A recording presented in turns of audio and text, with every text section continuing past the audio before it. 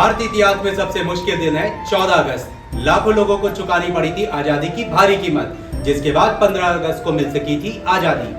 कहा जाता है 14 अगस्त भारत के इतिहास का वो दिन था जिस दिन आजादी के लिए लड़ने वाले हर नेता की आंखों में आंसू थे। दरअसल इस दिन मोहम्मद अली जिन्ना की भारी जीत के बाद भारत को 2 टुकड़ों में विभाजित कर दिया गया था। 14 अगस्त 1947 को भारत का भूगोल, समाज और संस्कृति बट गई थी। बंटवारे के चलते करोड़ों लोगों को अपना घर, व्यापार और सारी संपत्ति छोड़कर विस्थापित होना पड़ा था। इस दौरान हुए दंगों में लाखों लोगों को अपनों को हमेशा के लिए खोना पड़ा।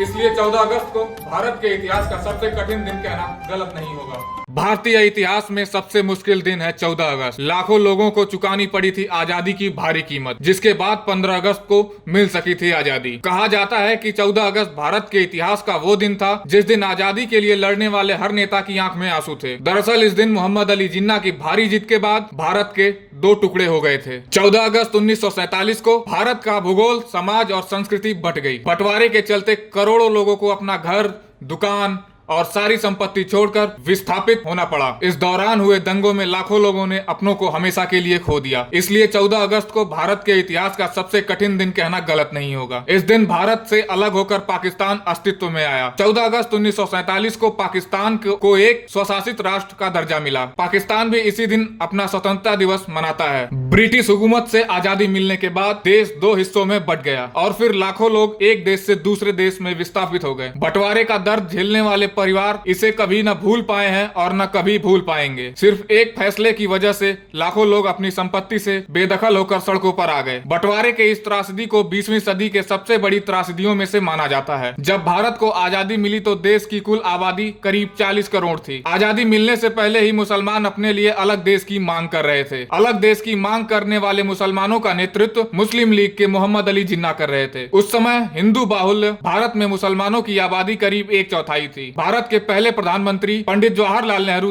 देश के 2 हिस्सों में बंटने के खिलाफ थे, लेकिन जिन्ना की जिद ने इस एक रेखा की वजह से दुनिया ने इतिहास का सबसे बड़ा विस्थापन देखा, जिसमें 1 करोड़ 45 लाख लोग विस्थापित हुए। इस बड़े विस्थापन के बाद भारत ने 15 अगस्त 1947 को आजादी का जश्न मनाया। आजादी के इस महान संघर्ष में करोड़ों स्वतंत्रता सेनानियों की निस्वार्थ एवं त्याग और एकता शामिल थी। इस महान संघर्ष में भगत सिंह, चंद्रशेखर आजाद और सुभाष चंद्र बोस जैसे कई नायकों ने अपने प्राणों की आहुति दी। आजादी की इस लड़ाई में भारत छोड़ो आंदोलन ने एक अहम भूमिका निभाई, जिसकी शुरुआत महात्मा गांधी ने 1942 में की थी। इस आंदोलन का मुख्य उद्देश्य ब्रिटिश शासन से आजाद होना था। गांधी जी के इस आंदोलन की वजह से लोगों में आजादी के प्रति जागरूकता आई। इसी समय सुभाष चंद्र बोस ने आजाद हिंद फौज का गठन किया, जिसने भारत छोड़ो आंदोलन के दौरान ब्रिटिश सेना को बुरी तरह परेशान किया। 1945 में द्वितीय विश्व युद्ध समाप्त होने के बाद अंग्रेजों की आर्थिक स्थिति शासन करने के सक्षम नहीं थे, जिसके बाद वो दूसरे देश तो क्या अपने देश पर भी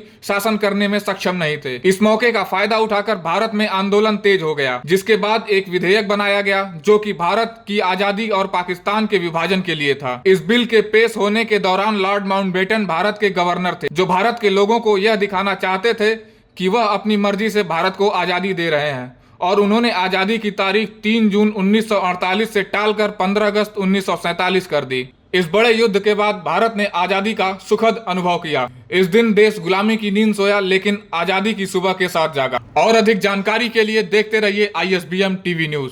साथ ही वीडियो को लाइक करें और चैनल को सब्सक्राइब करें तथा बेल आइकन दबाना ना भूलें, ताकि हमारी महत्वपूर्ण वीडियोस का नोटिफिकेशन आप तक पहले पहुंचे। धन्यवाद।